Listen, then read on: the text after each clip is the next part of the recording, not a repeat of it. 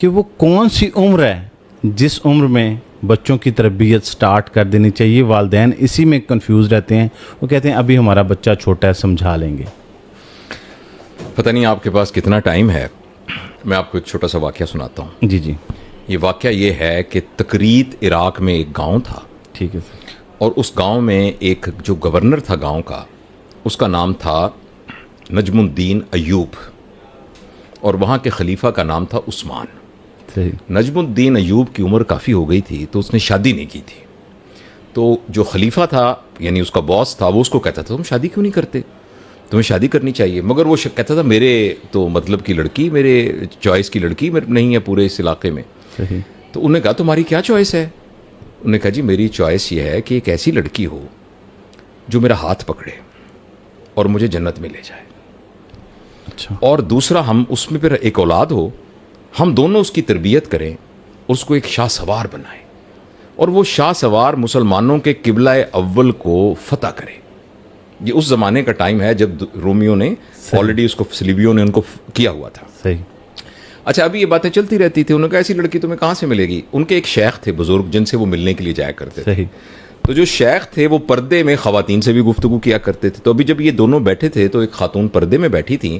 تو شیخ نے ان سے کہا کہ بیٹا تمہارے لیے ہم نے ایک رشتہ بھیجا تھا, تو تم نے وہ اس کو قبول نہیں کیا.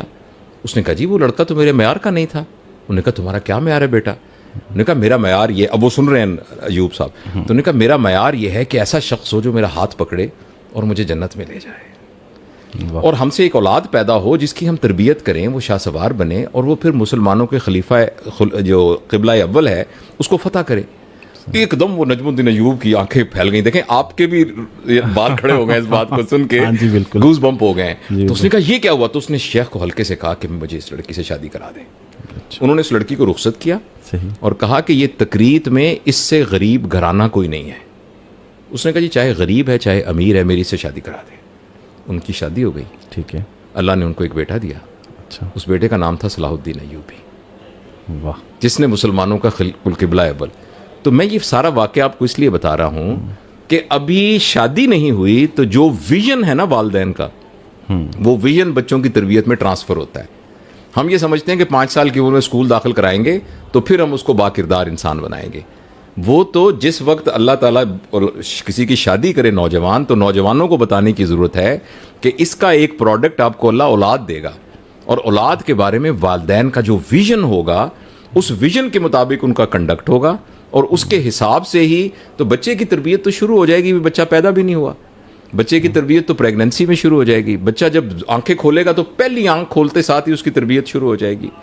تو یہ جو ہے دیکھیں نا, آپ نے دیکھا ہوگا بہت سے لوگ نا کہتے ہیں سارے ہم نے اپنے 4 بچوں کو ڈاکٹر بنانا ہے, اور وہ بڑے ڈیڈیکیٹڈ ہوتے ہیں, ان کے بچے سارے ڈاکٹر بن جاتے ہیں. صحیح. جو ان کا ویژن ہوتا ہے نا وہ ٹرانسفر ہو جاتا ہے.